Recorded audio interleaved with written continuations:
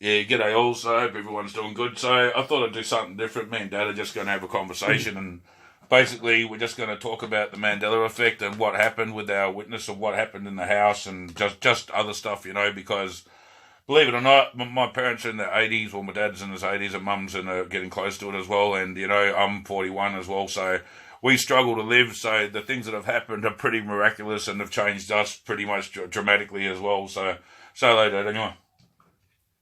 Hi people, how are you going? Yeah, so we were just talking a moment ago, like just what's happened, before the Mandela effect. I was really suicidal and that, and like Dad's been seen a lot through me being suicidal. He can, so, but we won't go into any like downer stuff. But when the Mandela effect happened, Dad was a witness, all the time that he'd see me in these states, and he'd start like seeing things like of me being in full DMT state where I was spitting out just so much information that I couldn't even control it myself. Isn't it, Dad, when I sat down in different places? And yeah, that's for sure. It's quite phenomenal just sitting here and watching you sort of be you but not you, and just spouting all this information.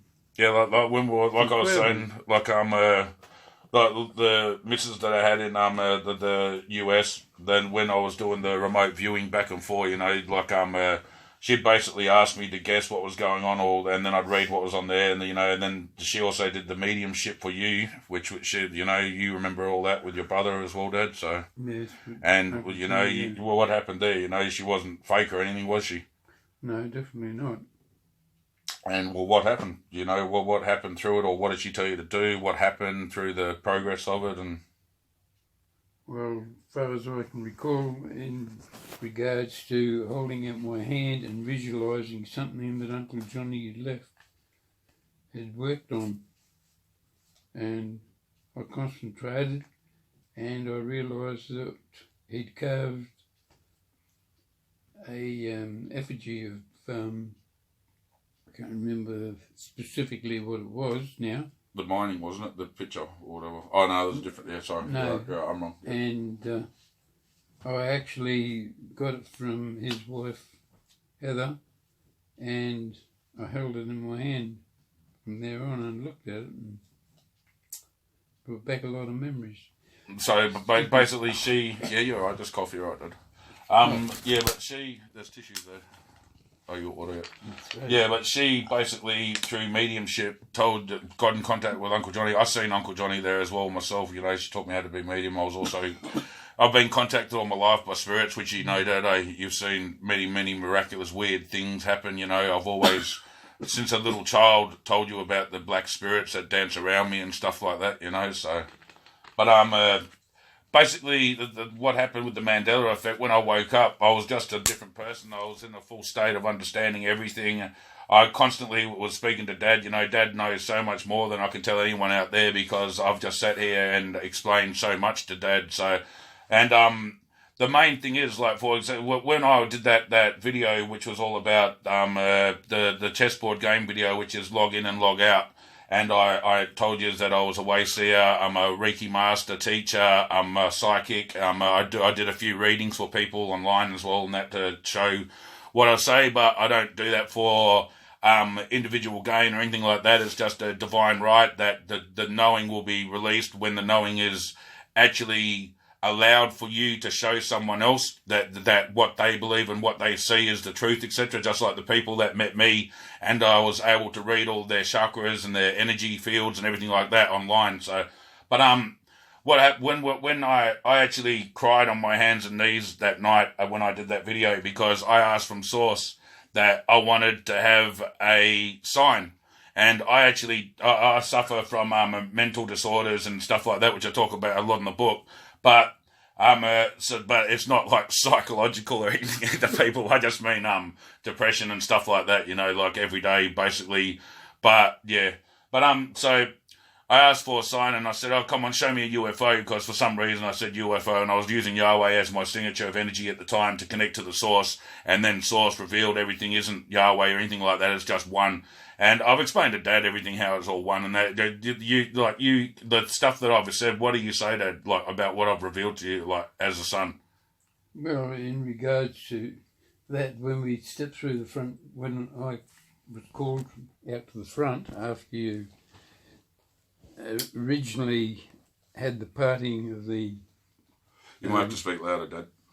Parting of the weather, that it was quite overcast, and then the clouds drifted away, pushed away, and you said, give me a sign, and lo and behold, to my bullet, I couldn't really understand what I was seeing, but these lights appeared, these golden lights appeared, one after the other, as you sort of pointed to the sky.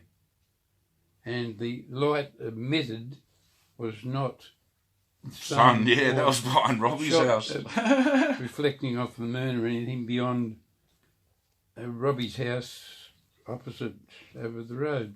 Yeah, so the sun was, that's that one. The sun was fully hidden away, just like there was no sun at all in the sky, and these lights were shining and they were getting brighter and brighter and brighter, coming through the clouds until they made like a light beam that come down. Not so like a bloody UFO or anything, just so phenomenally beautiful, hey. It was just beautiful. And like, I called Dad, that's why I just asked Dad to say first, because I went out there, I said, Dad, come and have a look at this. And when I was in that state, I could feel myself talking to myself on the outside, and me as the spiritual player on the outside was sending a message back to me. And that day, I could not be here, people. I actually heard my body and my spirit talk that said, you can go now if you want. And I felt a door open up in the sky that day that I could have went home. I felt so at bloody peace that it was so amazing, you know. And it was lucky the missus at the time tethered me back to reality, because I was just going to drop dead there at the front of my house and just plump my body on the ground, and I was gone.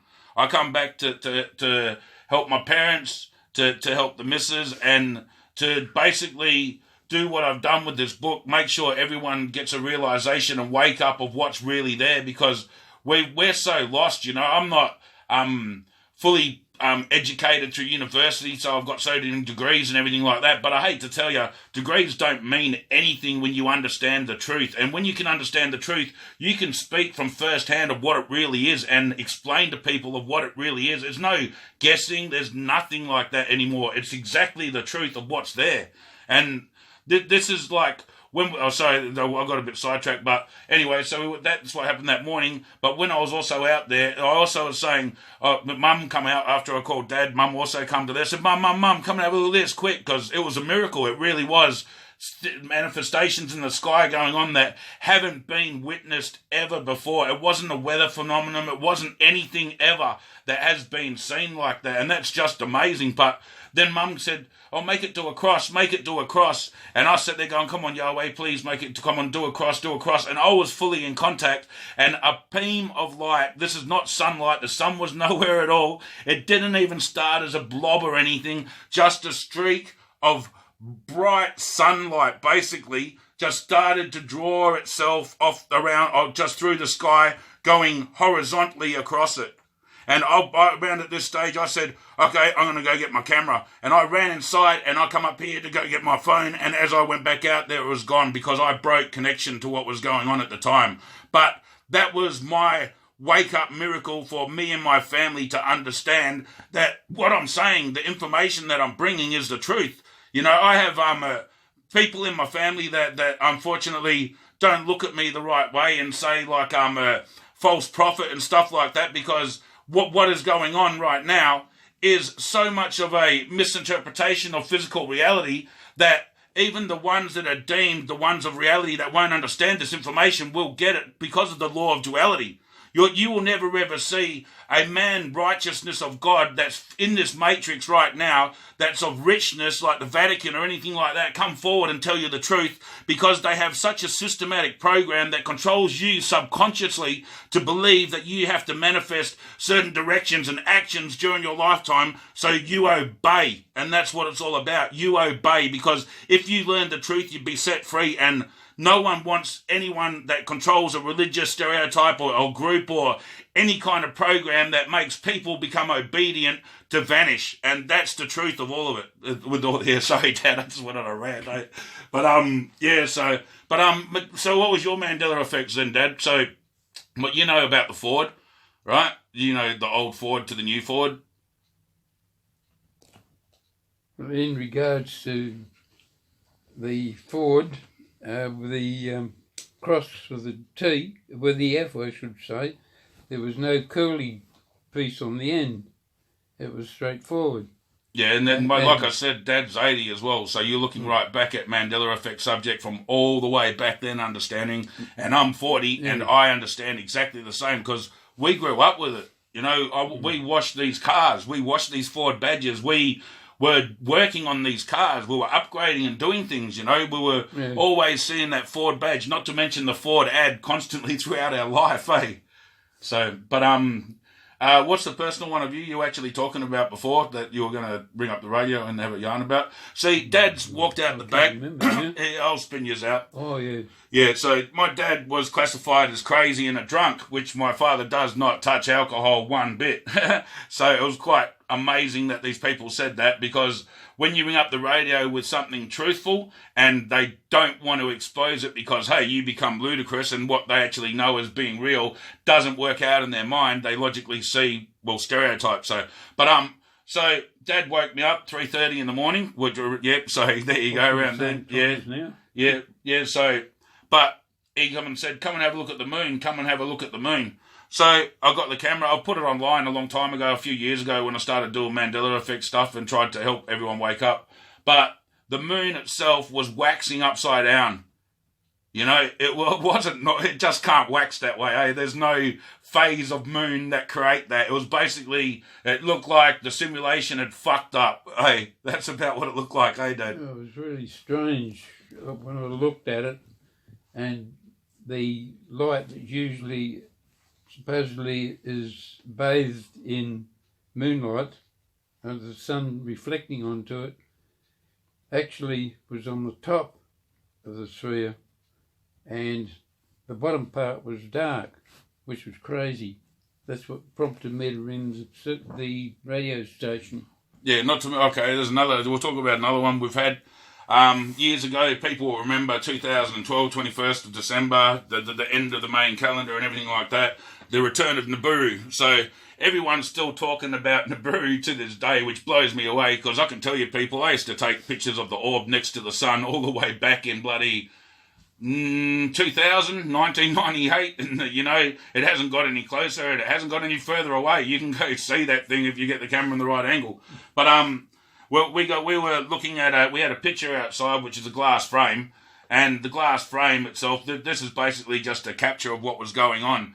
And it could be a manipulation of what was going on, or because the constant whole collective at the time was so manifesting to believe that Nibiru was returning, into basically then they didn't believe, so it turned off. But is it just a program running in the Matrix kind of thing? But we, at the side, we had a picture that was leaning on about a 45-degree angle that was glass framed, and we had it at the front against our wall, and we got a video camera outside as well to see anyone, because we've had a few dodgy things happen in the past. But so we were watching it, and the sun was reflecting in it, and there was a giant black orb in the middle of it, eh?